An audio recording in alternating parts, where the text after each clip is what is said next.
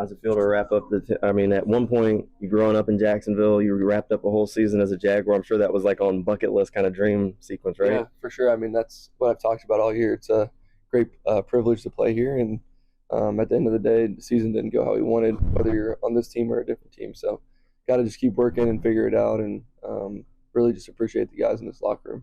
What was the season like with Doug Pederson? Are you surprised that he's not going to be here next year? Look, I have a lot of good things to say about Doug. He's a great coach, a great mentor, a great leader of men. So I really appreciate him, and I learned a lot from him, and he's just a good person at the end of the day. So it's really good when you can have a coach that's a good person, and you can learn from him. And I wish him nothing but the best. And it's a tough part of business, but sadly it's results based, and it's tough. You went through a similar locker room clean out, the uncertainty at the end in New England last week in terms of the coach being let go. How would you compare a year ago, that experience in that locker room here today? There's like an old saying, I mean, every team, it's a crash landing. So whether you win the Super Bowl or not, I mean, you're going to have your last game, and it's tough. So there's only one team that wins the Super Bowl, and everybody else, sadly, they lose. So it's tough, but really you just have to take it as fuel. And for me, I'm going to funnel it again into great energy into the offseason and see what I can do better to become a better quarterback. What's your relationship, if any, with Trent? We have a good relationship.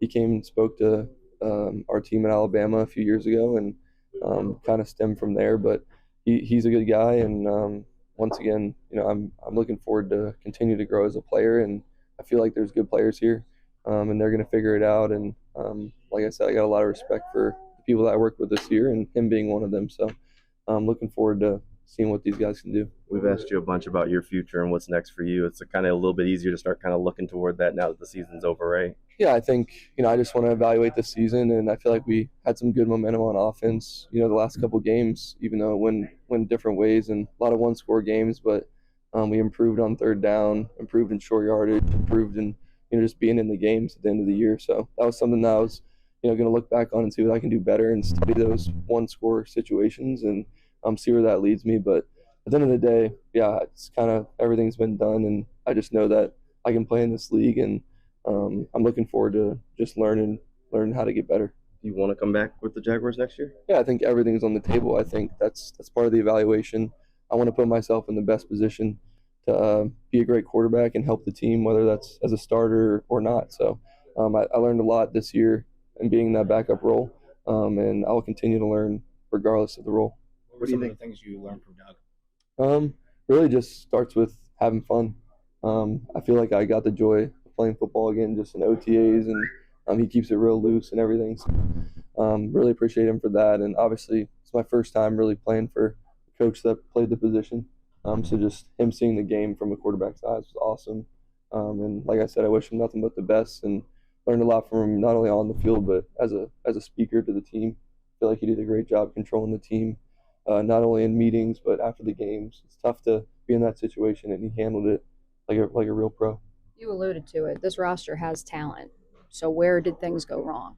I think every game is different, right? It's tough when you start the way we did. We started 0-4, right? So it's tough when you're sitting there trying to have big expectations, and that's where you're at. But I feel like we did fight, and that's a testament to the guys in the locker room. And there's some great young players. I thought BT had a great year. Had 300-yard games, at the end of the season with me, and that was awesome. And Parker did a good job at a 100-yard game towards the end of the year as well. So got some good young talent on offense, and that's everybody too. I'm just talking about two guys, but there's a lot of guys that are under contract. So same thing with defense. So I'm looking forward to seeing how it plays out. If I'm here, great. If not, I wish everybody the best. Did it ever feel like the message got lost from the coaching staff to the players? No, I think obviously those team meetings are very private and personal, but I do feel like they did a great job just keeping us in it, and you saw that on the field.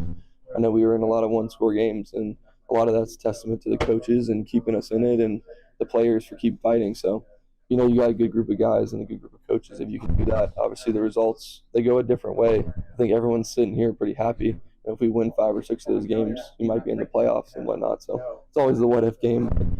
Definitely learned a lot.